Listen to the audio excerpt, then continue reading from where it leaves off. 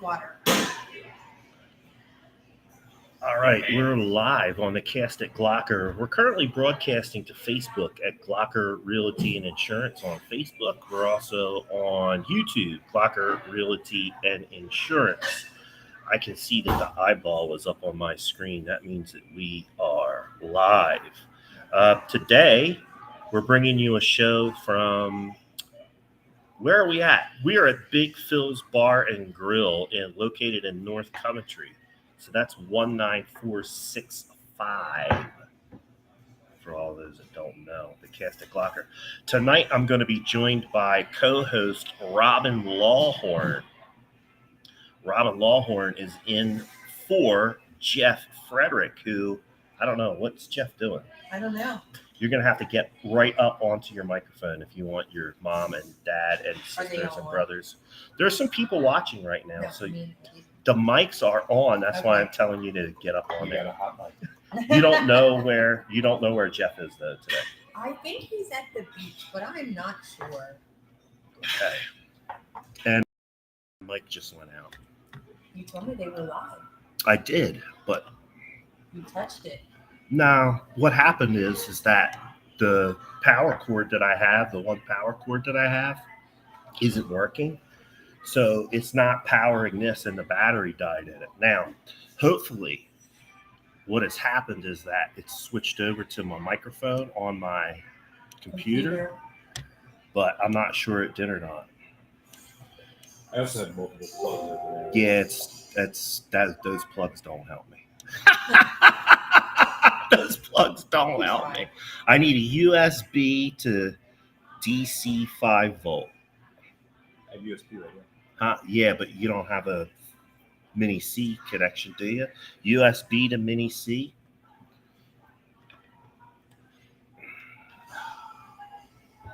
Anyway, but let us know. I don't know if people can hear us or not. Hold on, let me turn this. We actually have a USB-C.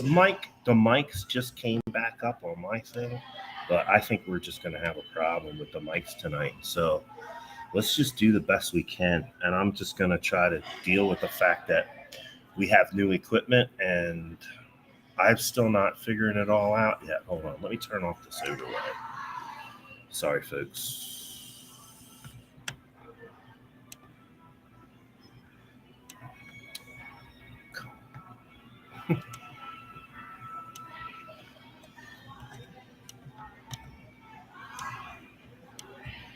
Just all kinds of struggles tonight.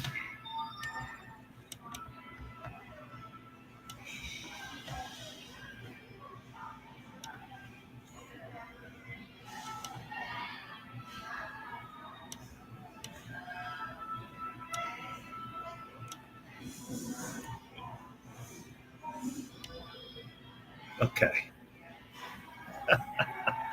All right, we're live on a couple of different channels here. We're sitting down with Big Phil from Big Phil's. This might work.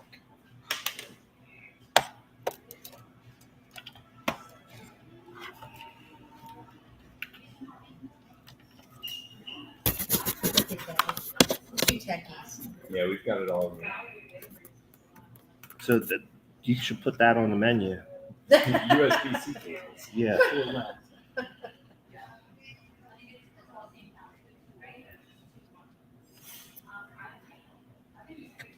All right, let's see if that works. Right. I mean, so far, good save, Phil.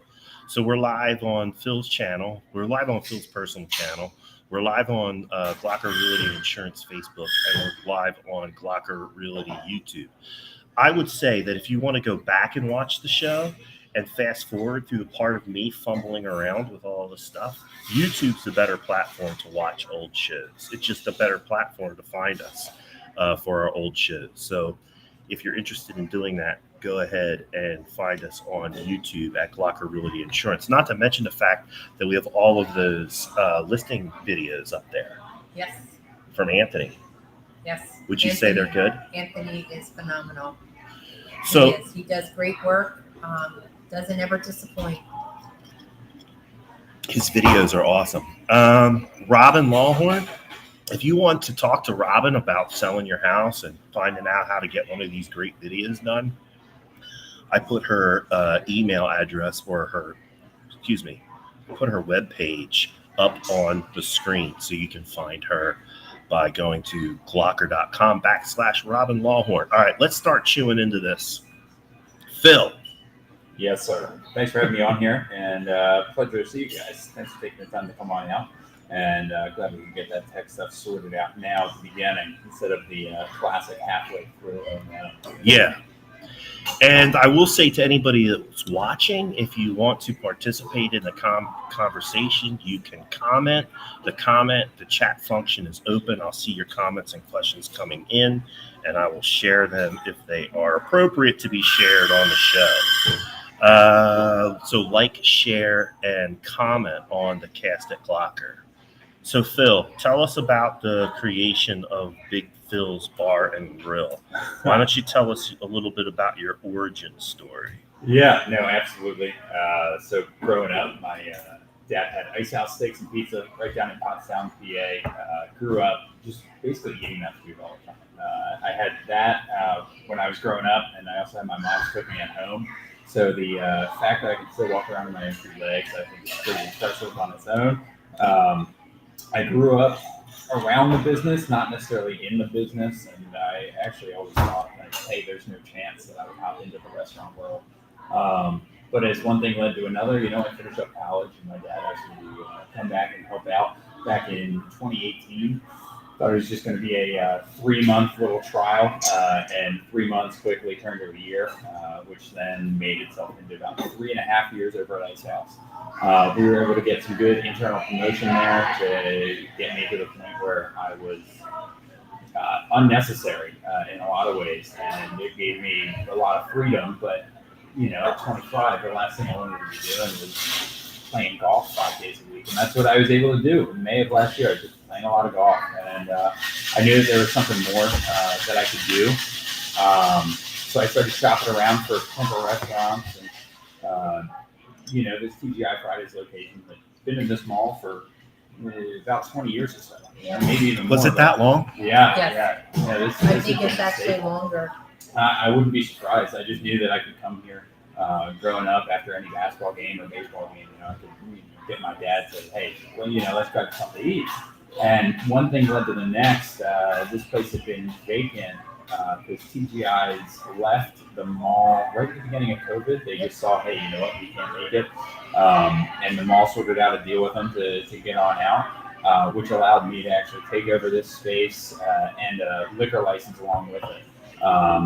And let's see, that was in August 15th or so. Okay. 6 months it took to do a lot of renovations and make a lot of changes, both inside and outside.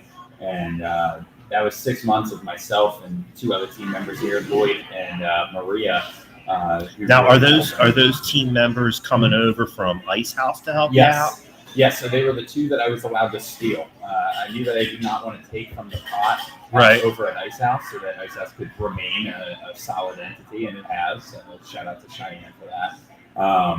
But these 2 would have eventually been managers over at Ice House, and I just had an opportunity for them, and they were willing to jump on it. And there's 6 months of good work that they put in here. Mm-hmm. It's not typical restaurant stuff. It's, hey, we got to sand today, we got to paint tomorrow. And right. Figuring out, everything that goes into starting a business. Now, when you said that you were in college and you got out of college and then went and helped your dad at Ice House, what were you studying in college? Are you trained in any way, shape, or form in the restaurant industry, or what were you studying? No, fair question. So I was a business and economics major at Northeastern up in Boston. And, the whole trope is like, oh, what do business majors even do in college? And it's all about engineering and a lot of science-y majors, especially up at Northeastern. And I had even joined in and kind of making fun of what I was studying. But then immediately, as soon as I got back to Ice House, it was kind of like a reversion to principles that you learn in college. It's accounting, 1101. And, you were able to apply. Yeah, absolutely. And it's just developing your own talent and figuring out, hey, how do I retain customers, grow the customer base, and retain employees, and grow your employee base too, and teach them new skills. Because I mean, I'd say most all businesses have to function the same, right? You need happy customers to get more customers, and you need happy employees to retain those customers. Sure. Yeah. So you have a business background. You know the restaurant business from watching your dad and growing up in the shop at Ice House. And Ice House has been, how long has Ice House been in business? 34 years. I was going to say that business is older than you, right? Yes. Yes, it's always been Big Brother for me in one way or another. Competing for my dad and mom's time. Attention and time, right? Exactly. Yeah. So fast forward, you're here. You work out a deal with the mall. You're in TGI Fridays, and again, you don't own the liquor license. The mall does. Is that what I'm hearing? No. So I have an agreement in place where after this initial 5-year lease term ends, I'm paying down the liquor license. So Okay. It's a seller finance liquor It's like a rent to own. Yes. No, correct. So I just want to make clear to everybody that at 26, I did not have the cash where I could buy a liquor license. Oh, they're expensive. Yeah. Yeah, hundreds of thousands of dollars, right? Exactly. Basically, like a second college education. So I'm fortunate to be in a position where enough people around me trust that I'm making the responsible decisions. Where this was, I mean, of course, everything's a risk. Jumping into this mall when people are saying, "Oh, like, why the mall?" I get that all the time, and don't worry, like that was my first thought too. But after standing outside for just about 15 minutes and watching the traffic on 724 and Route 100 go by, I knew that there's the community around here. TGI had been here for a long time. What was it, Lone Star? Lone Star, yeah. There have been successful restaurants in this area. I just think that the idea of a mall scared a fair amount of people off. And I get it. But you don't have to compete for parking much anymore, right? Exactly. There's plenty of parking over at Big Phil's. You know what always bothered me is when I pulled into Ice House and one of my other managers had taken my spot. Well, I got about 1,000 spots out there, so I can't complain all too much now. But no, I mean it's been an adventure. I'm very fortunate to come into an industry that I do know a thing or two about, and it's been fun trying to make everything happen. And so far, so good. It's been good. Very blessed to have a good team around me. So speaking of the mall, with all the big changes going here at the mall, how's that affecting you? So I think any change is good, specifically because it will bring eyeballs and attention to the mall. I love that there are people that are angry about whatever's going on, and I even more so really love the people that are excited about the things that are going on. I was talking to the WFAN news crew about a month ago because everybody knows Covenant. They remember it for the nostalgia, and I think that's what creates a little bit of the sentiment of why do we have to change? There's this whole thing. Well, hey, I want the old mall back, and I do too. Like that would be great for me. If this was a heavily trafficked inside mall, that would be fantastic. However, but it's not. Exactly. Right. Like it's not. And things change, right? Like things change. And I think sometimes for change's sake, can even be positive. Sure. Because it brings more eyeballs and it creates an opportunity for a 25-year-old kid at the time to sign on to a lease, And I know that if this was at the time a hyper desirable area, I would have been absolutely overlooked. But you give people opportunities, and you just got to see how they do and what they can make of it. And I'm very proud of what we've made of it so far. Looking forward to the future as well.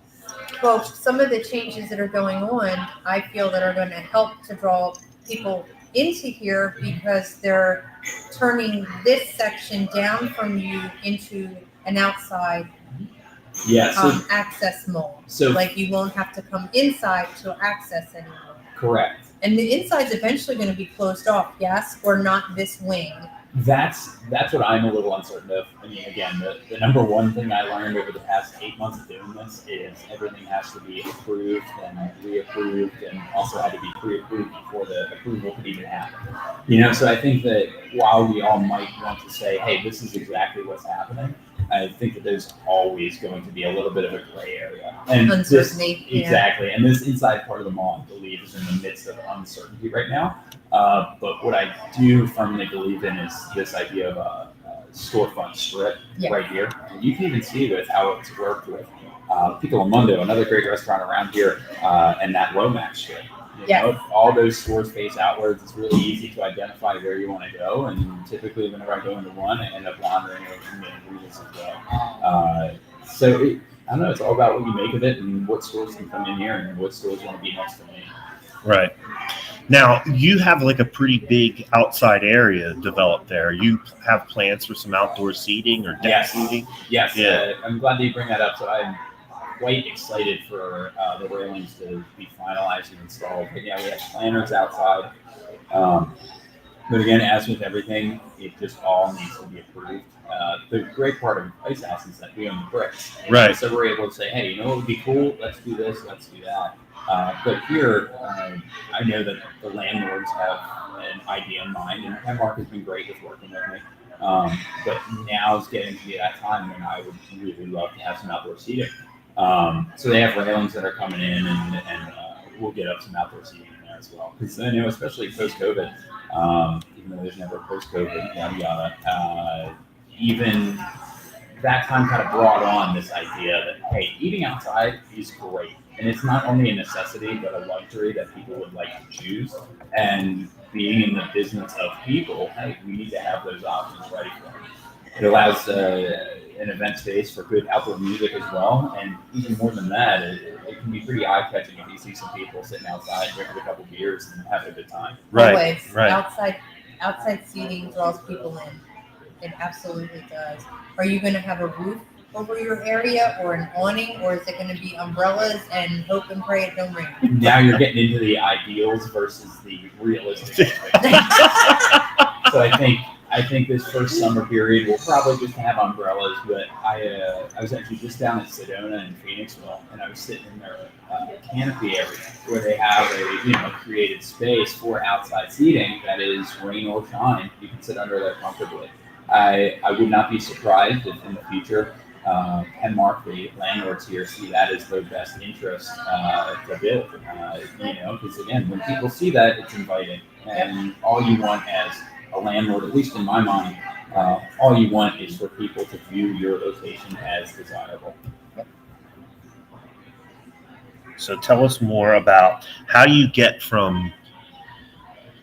What's the concept here? What are you trying to achieve with the menu, with the service? Every restaurant kind of has a theme or a concept that they're trying to achieve. Tell us more about what you have planned for Big Phil's. Yeah, no, absolutely. I know that in some ways this is a big transition from Ice House, where Ice House, we're short order, pizza, steak, hoagie wings, kick butt breakfast as well. But in a lot of ways, it's still aligned. So at Ice House, we're using top tier ingredients, best kind of stuff we can get our hands on. And in that transition that we've made coming over here, we knew it had to be dine-in focused. This is a dine-in restaurant. We got 7,100 square feet. We got 80 some odd tables.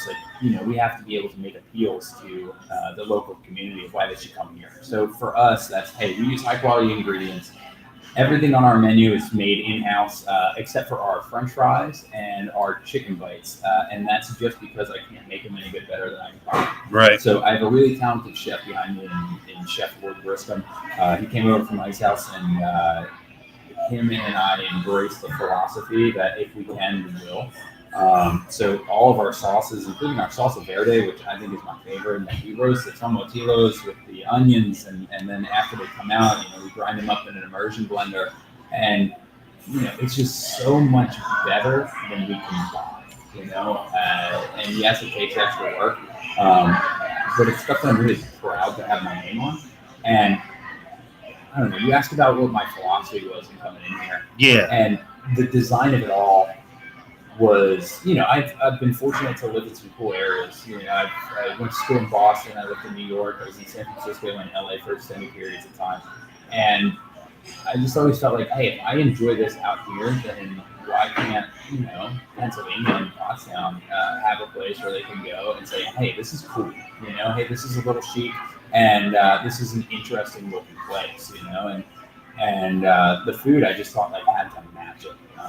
We have a smaller menu, but it's just so that we can continue to execute to a very high degree, no matter how many orders get at any one time. Yeah, so I think So I worked in the restaurant industry for years when I was a kid, and then into my early to mid 20s. That's smart. Yeah, I did. It's a lot of hard work, and it's endless hours and a lot of thankless work, and it's people don't think it, but it's dirty. I mean, I used to come home from the kitchen covered in grease and stuff.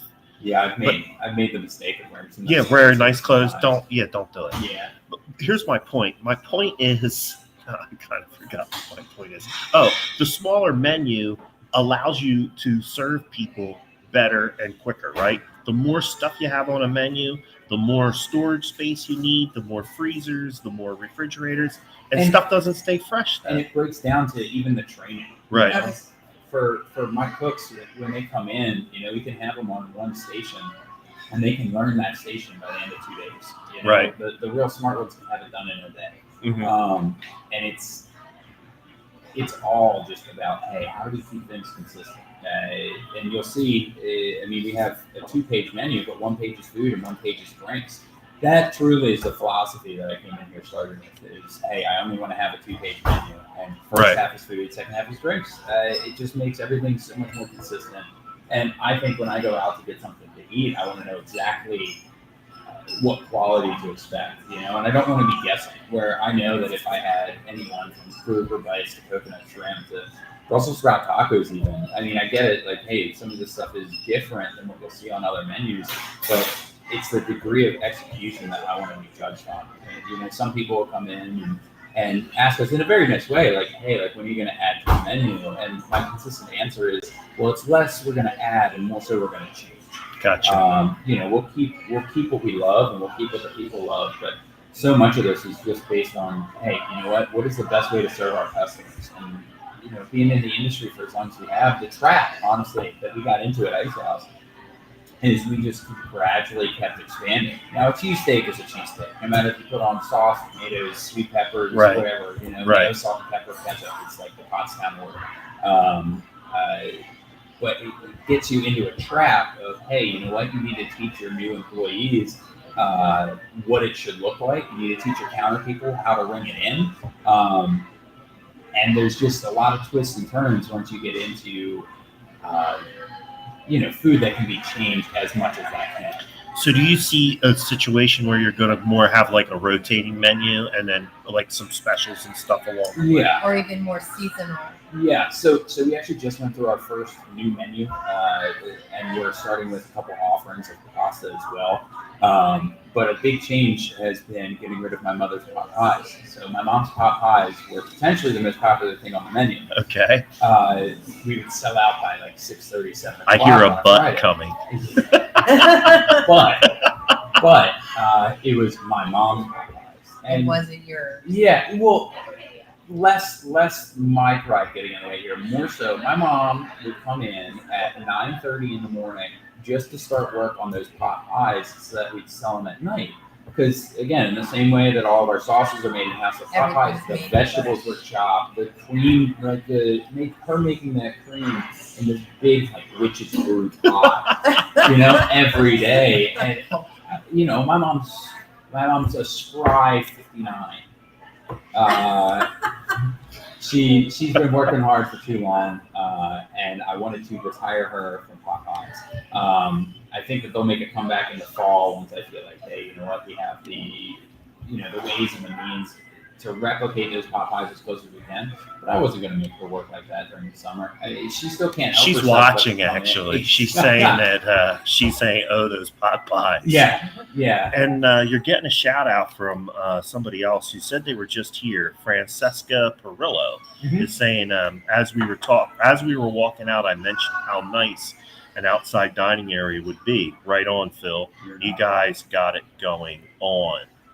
Well, it's good to see. And that's what, as an owner, I basically just am a manager. It's my place, but I'm a working owner in a lot of ways. And I get that from my dad. He goes in 7 days a week, and they're like, "Oh, I'm crazy," but. No, you're doing it. Yeah. Actually, we're only 5 days. So the Wednesday through Sunday was something that I wanted to institute here to force my managers and myself to take 2 days away. We still end up doing work on a Monday or Tuesday, but we don't have that constant fear of, oh, hey, am I going to be called in to like hop on the line or to hop on the bar, anything like that, because of a call out. And like that stuff happens in a restaurant. Sure. So it was just a way of safeguarding. But I also need to give credit to my mother because she is still the one that does all of our cakes and pies and cheesecakes and whatnot. That's something that I actually think that she finds a lot of joy in. So I'm never going to take it away. Yeah, well, I mean, seasonal pop. It's going to be a little hot for pot pies here anyway. So maybe. I think I heard you say they might come back once it gets cold outside. Maybe. Yes. Maybe. That's a good fall dish. So too. I think so too. As long as I can get my mom to continue to escape it. Because again, like the last thing I wanted to do as a 26-year-old is create things for my parents to do. Yeah. And I've been able to include both of them in this by leaving Ice House and then starting this place. So in so many ways, my parents can't help but to be overly involved in the best way possible. I mean, I love them to death. They're very supportive. But they can't help it but to try and help their kid. Which I really appreciate. Nobody here knows how much I appreciate it. So, she says, I said, thanks for watching, but she was saying, winter is coming. Start your plans now. Oh, Lord. So with being new and having the small menu, because I've read some of the feedback where people are like, oh, it's only got a limited menu and things like that. And being that I've also worked in the restaurant business and a bartender, I just actually worked for a new startup restaurant that was in Boyertown, and they went with the same approach, a small menu, because what you said, you want it to be consistent. So every time that dish comes out, it's going to taste the same, and the only way that's going to happen is training your people to make it and teaching them the recipes to make it. Yeah. Did they make it? Are they still kicking? They are. Good. Doing great. It's grind. It's grind in Boyertown. Oh, yeah, great. I actually went there to go check out their countertops because somebody was like, oh, hey, you're redoing your countertops? You got to take a trip up there. No, so the meatballs, right? Yeah. They got crazy cool meatballs. Yeah. But he started out with the same, probably a menu this size, and as they mastered it, he added and changed as you were speaking of. So just to the people who, the feedback of, well, it's a limited menu, that kind of thing, do you want a lot of food or do you want good food? Mm-hmm. I don't know. I'm a very, very picky person. Not in like I'm not going to eat red onion kind of picky, but all I care about is execution. Like, I don't care if it's food I never had before, if it's a different type of ethnic food that I've never had before. Like, all I want to know is, like, somebody put thought into the restaurant as a whole and the menu and said, hey, this is how I want to be represented. And it's crazy. Like, looking around right now at just this bar. This bar is the only thing that I had clearly mapped out in my head of exactly what it was going to look like. And the rest of this place is a happy accident. It just came from, hey, you know what? How do we create the best environment possible so people can come out and enjoy a meal with their family or their friends? Or, we've got date booths because one of my friends was like, oh, hey, a two-person booth, just put flowers on there and call it a date booth. So then that's what we did, and it's fun to have like an authentic feel to a restaurant because too many times, you can pick a name out of the hat and know exactly what you're going to get. But it's just going to be the same thing over and over again. And now, again, I love consistency, but what I do want is to feel the place's personality kind of come through servers, through food, and through decor as well.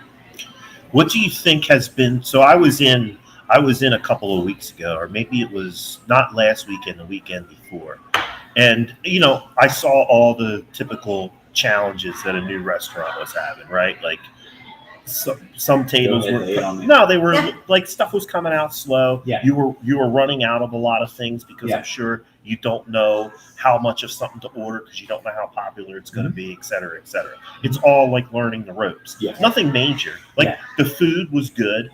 We only had to wait for about 20 minutes for our food, which I think in a restaurant like this where everything's prepared fresh, 20 minutes is a reasonable amount of time to wait. And it gave my girlfriend and I a chance to have a conversation, catch up a little bit, try our drinks, look around, get relaxed. So Absolutely. the experience was not bad. Mhm. But coming from a restaurant background, obviously, I'm noticing something. You're able to see all the small stuff. Right. So my question here is, for you, what has been the biggest challenge of all those things that we've kind of touched on, or maybe there's something else that you? No, absolutely. So I learned a lot at Ice House, and I was very fortunate to be put into a high volume restaurant right from the jump at Ice House. It's not like I ever had to earn regulars there, because over the past 30 years, my father and everybody that worked there had accrued so many regulars. Mm-hmm. I think here the most interesting and most fun part of the business has been accruing regulars that choose to come back because of what we're offering. And I was talking to my managers earlier last week about this, and it's figuring out how to get into everybody's home and figure out how to present ourselves as not just an option, but like the option for many families and many people. It's that aspect of, hey, how do I grow the business? Because that was something that I never had to do over the I would change stuff and I'd figure out how to make things better, but it was less of a, hey, right now we have 100 people coming through the door. How do I get that to 150, and then 150 to 200? That constant growth is tough, and what we've been relying on is a lot of word of mouth, which I'm very fortunate for. We have a very good following on Facebook. But figuring out how to introduce more people to our restaurant, I'd say, is my biggest challenge, because I don't mean to, not in a pretentious way, but I just feel like people should know about us. And I know that that's not correct, because, everybody has a billion things going on in their lives. Sure. Why do they care about a new restaurant opening up? But in my head, this was my world for 8 months, from August till March when we opened. Come in here, do work in silence, and then see what happens. And it's been super interesting seeing what makes people come back and why. And a lot of it is server based, and a lot of it also is food based. I think that we offer a lot of drinks and cocktails that you can't really find anywhere else. I've leaned really heavily into some pre-prohibitionary cocktails and old-fashioned ways of doing things. Like all of our syrups are made in-house, just to follow up with everything in the kitchen is done in-house. Now, in-house doesn't always mean better. I'm sure that there are some great things that you can buy at the grocery store that I would be happy to serve you.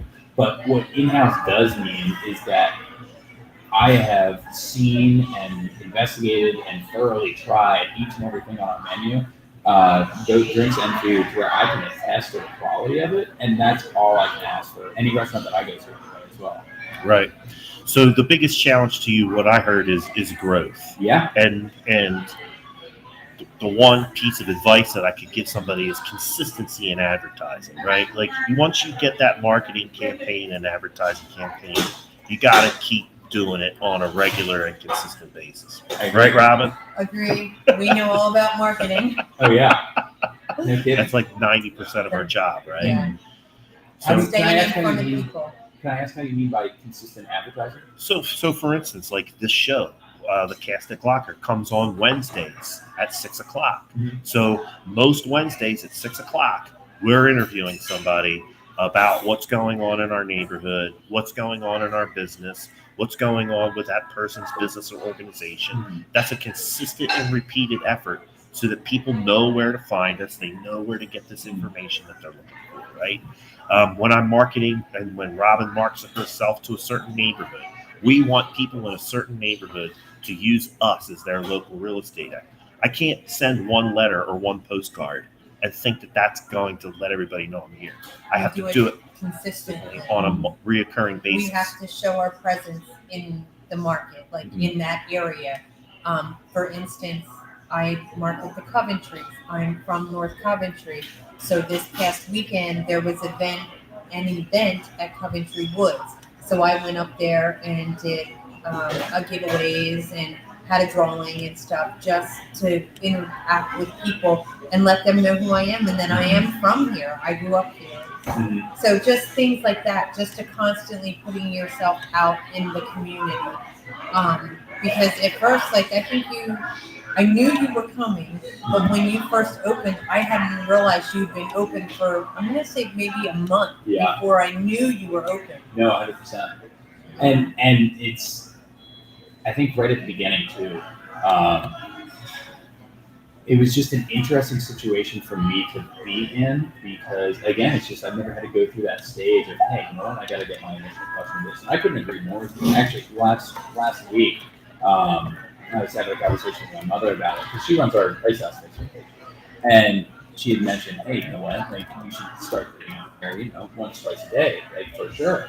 And I thought about it and I said, hey, you know what, that makes a ton of sense. And it's something that I, you know, took pretty personally. So then I scheduled out, I think, a week and a half worth of posts that would pop up just so I could fire and forget it, you know, and writing everything at like 12:30, 1 o'clock at night. And who knows how well that went, but it was so nice to like be able to actually give my true thoughts on like our menu, our people, our community, right to the people that really care, which is right now our Facebook fans.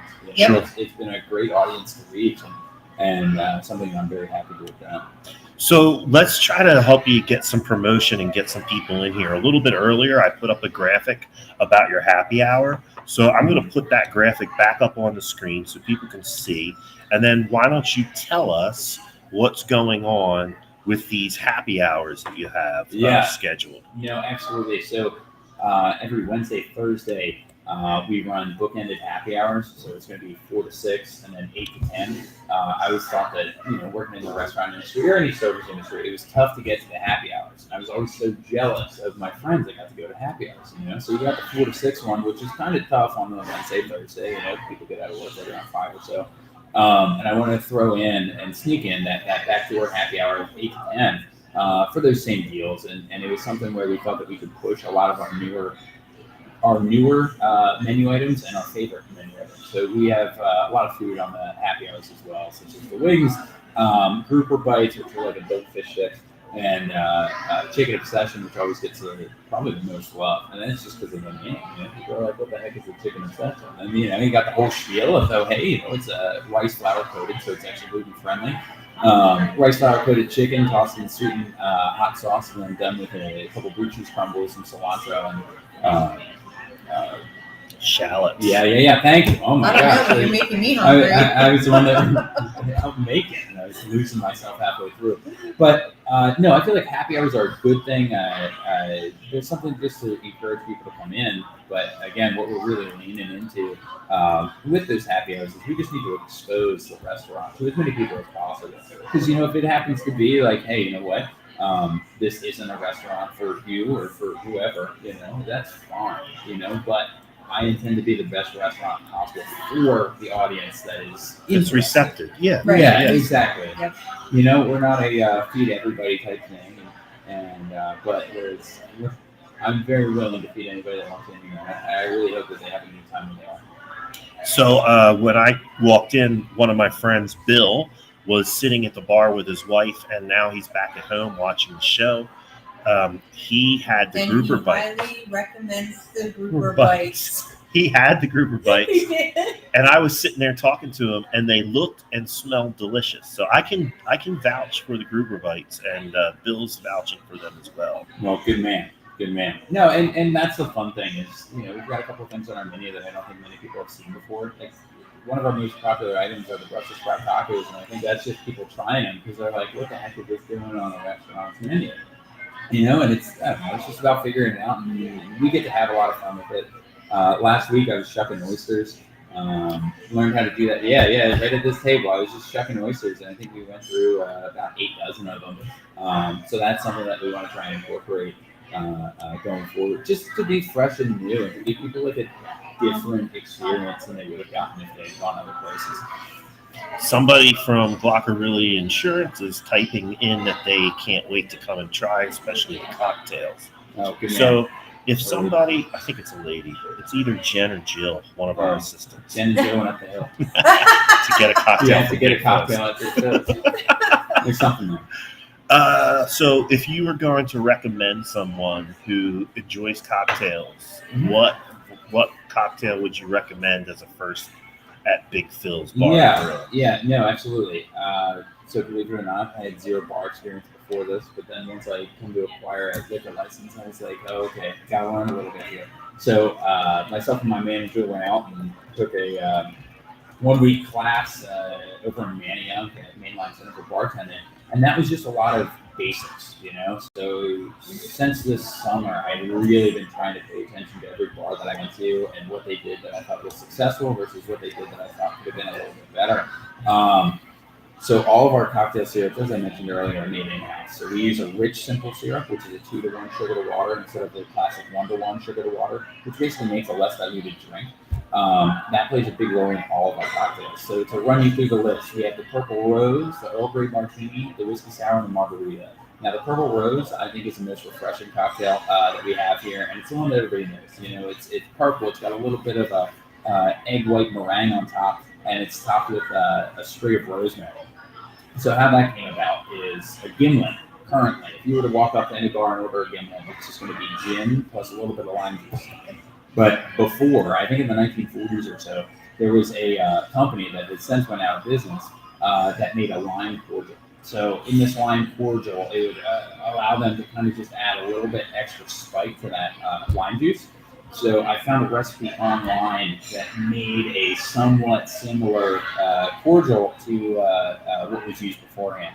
So there's got a little bit of citric acid, some sugar, some lime zest, lime juice, and water that all gets brought together, and I think makes such a refreshing taste. The egg white on top, sometimes I'll get people looking at me funky when I'm cracking an egg and separating the yolk, like separating the egg white right into their drink. They'll be like, no way, you know? But it's just, hey, you know, it's how I've found to make a really great drink is to have sort of a multitude of textures in it. And that soft, like creamy egg white just allows you to taste the rest of the drink without it being like a slap in the face. It kind of like comforts you into it. So that's been our most popular. It smells great, and again, it'll wake you up at any type of day. So that's the one. That's your pick. Yeah, mainly just because it's the most original recipe too. Gotcha. Took it, inverted it. It's the prettiest by far. I got you. It's got a good look to it. So I'm hearing that in addition to maybe trying something new, food-wise, when you come out to Big Phil's, try something different that maybe you've never drank before. Try a new cocktail. I would not have it on the menu because I thought it was delicious. There you go.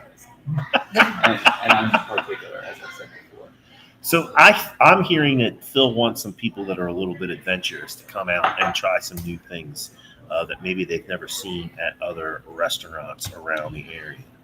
I think that's a good way to go too, because a lot of the restaurants around here, the menu is all the same. Like I had this conversation with a guy, Quayne from Welcome to the Avenue in Pottstown, and he was like, I'm doing this Caribbean stuff because I didn't want another place where the menu is wings, cheesesteaks, wings, cheesesteak, hamburger, wings, go anywhere. 100%. He's like, I want people to come to Welcome to the Avenue to try something new. What I'm hearing is Phil Bollinger wants you to come to Big Phil's Bar and Grill to try something new. No, absolutely. Again, in that same way that it might not be for everybody, I'm trying to make the restaurant for, you know, as you said, an adventurous person, but also somebody that just wants to have faith that whoever's on the other end of that kitchen is putting the same like work and effort that you put into feeding your family, and you know, making something fun. Like I want you to leave having had a great time here, you know, and it's Absolutely. one of my favorite parts when we were BYOB before the liquor license came in, and even today, but it's how long people would just sit down and hang out. Yeah, I loved it. It's like one of my more favorite things to see from customers in that dining room is you know, if they're going to sit and they're going to catch up with their friends. I had my grandmother bringing like 14 people today, you know, and everybody's walking in, hobbling in, however they're getting here. And they just sat, you know, they had a great lunch and whatnot. They had some of my mom's cheesecakes, but the important part for them was to be able to sit, hang out, and enjoy each other's company. And not feel rushed. Yeah, absolutely. So far so good. It's so funny though that you earlier brought up like, hey, like what is your idea and like what vibe you want to go off? Because that was constantly what I was fighting with when starting this place. Because it's hard for me to say, hey, this is exactly what it is, you know, because then it almost contains you. But at the end of the day, I wanted to create a bar and a restaurant that I'd be happy going to, and that I'd want to brag to my friends about, like, oh, hey, have you not seen this place yet? And that's what I was very happy to have done so far. Great, man. Let's talk about where we're at one more time. We're at Big Phil's Bar and Grill. It's over here in North Coventry at the Coventry Mall in 19465. So North Coventry also has a Pottstown mailing address, but we're actually in North Coventry Township. We are in North Coventry. Right at the corner of 724 and Route 100. Right at the corner of Coventry Mall, too. Literally. Literally. So earlier, Robin, I heard you saying that you were at an event for the Coventrys this weekend, right? Yes, Coventry Woods Festival up off of St. Peter's Road. Okay. And do you have any announcements that you need to make? Was there any prizes or any winners that you have that you want to give a shout out to from your adventures in Coventry Woods? Well, I did a drawing for a $100 Wegmans gift card, and I did have a winner. I contacted her directly, and I apologize, but at this moment, I do not remember. You don't remember her name? I do not. But I guess what I'm trying to say is if you see Robin Longhorn at a community event, you might want to stop by her table. Yeah, shake her down. Yeah. See what gift cards. There you go. Speaking of that, go we ahead. are What going other to do a plugs you got? drawing here tonight for somebody for a $20, $25. You're looking at me gift like card, I don't know. to Big Phil's. So we'll do that in a little bit too. Well, let's do it because we're actually coming down to the bottom of the show. We're at 46. Okay. So let's do the drawing and announce the name. So to get in this drawing, you had to like our post about Big Phil's on either my personal Facebook page, my business Facebook page, or Glocker Realty and Insurance Facebook page. And to like the post, you were automatically entered in our drawing. So I have all our names in here. I'm going to shake it up and we're going to pull out a winner. In the meantime, what I'm going to do is go to the Glocker Realty and Insurance Facebook page, and I'm going to put a link to that page in the chat so that people who are interested in following us on Facebook can do so. What's the benefit of following a real estate and insurance company on Facebook? We give away thousands of dollars of prizes on a monthly basis sometimes. Yes, we do. How many thousands of dollars of prizes did we give away at Christmas time? I lost track. I did $5,000, $6,000, $7,000 worth of stuff.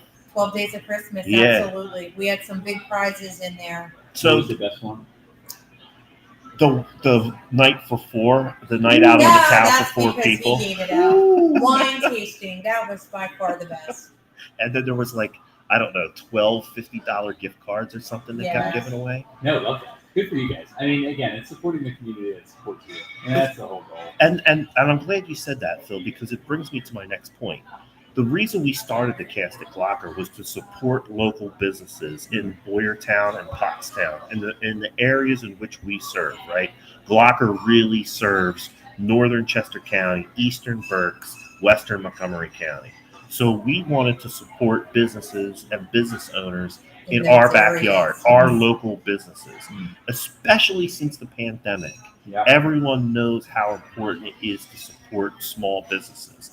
I have a statistic for you on this about why you should. Back in school. If you spend $100 locally at local businesses or local shops, 48 of those dollars stay in your community. So almost half the money that you spend locally stays local. If you go to a big box store, only 14 of your dollars stay local. That might be one of the biggest reasons why it is important to spend within your community. You know, I went on a sorry to jump in here. No, we want you to. I was just posting a couple of stories to our Instagram page the other day, and I got on this whole tangent about how I love buying local, but the most important thing is buying good.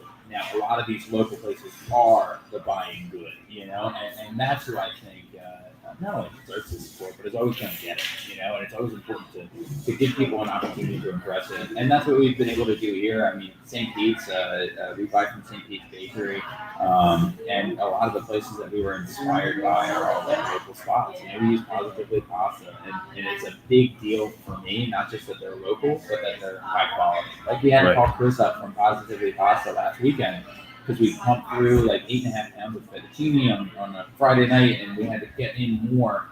and Positively Pasta's closed Saturday, Sunday. But I asked Lloyd, it's like, hey, you know what? Just give him a call and see what he says. And Chris, to his credit, ran over another 10 pounds of pasta to get us through the weekend.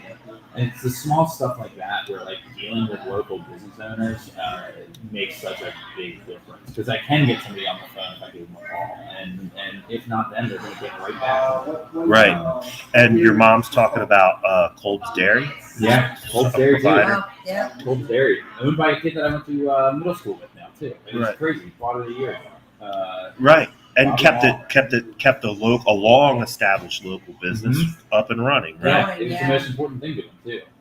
Buying into a quality business, and he's been. I tell you what, we don't use anybody else's dairy products anymore. We made that mistake early, and it's just quality stuff.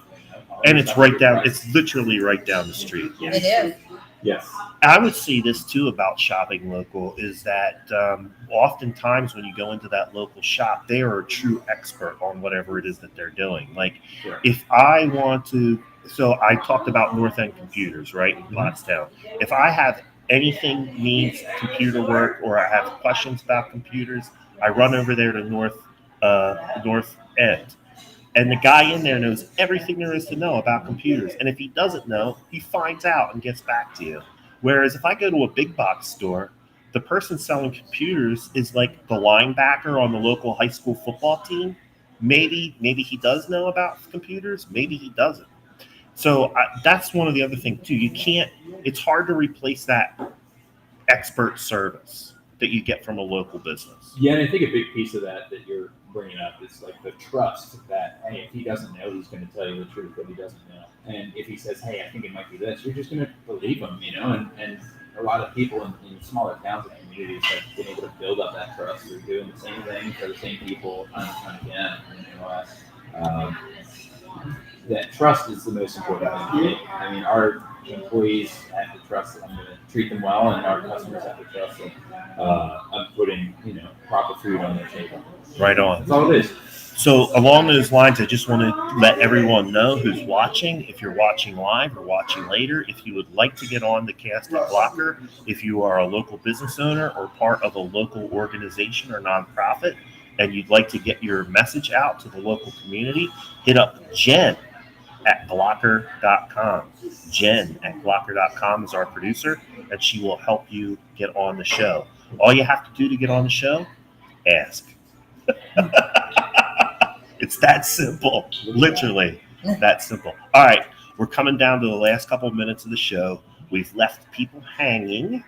Literally. So let Big Phil, let Big Phil pick the winner. I can put him back in. Put him back in and shake it up. What? I'm not putting it.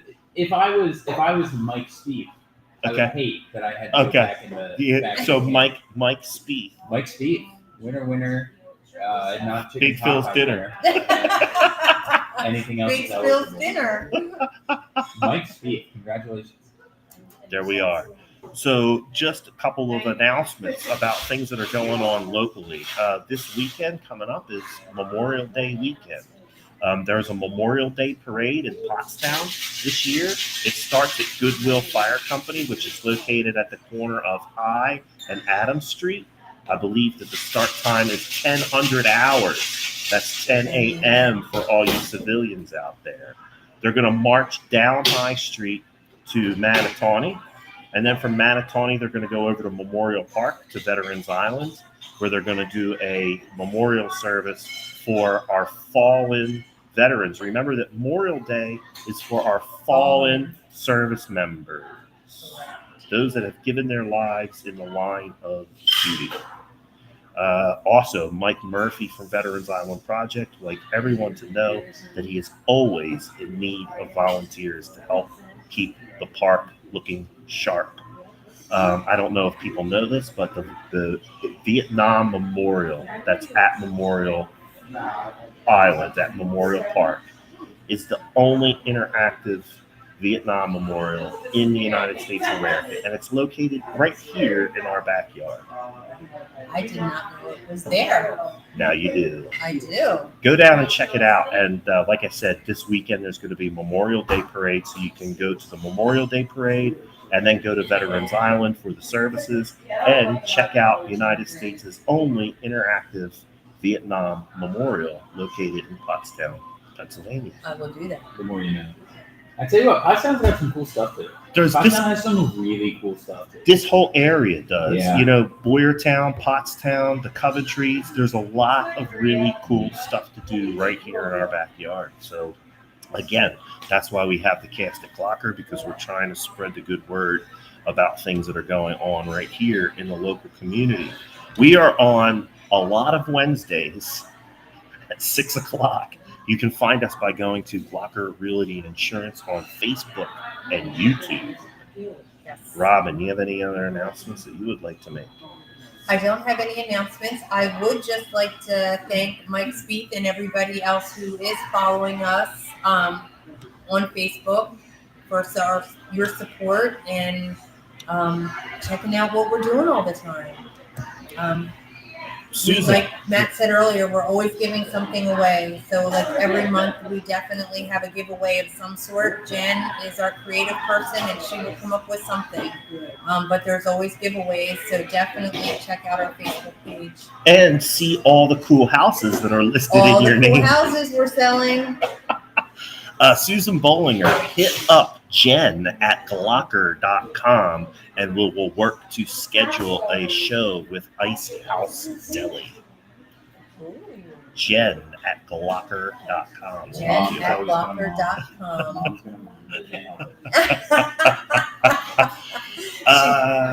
She wants to be on. Yeah, she does. She probably wants to run it too.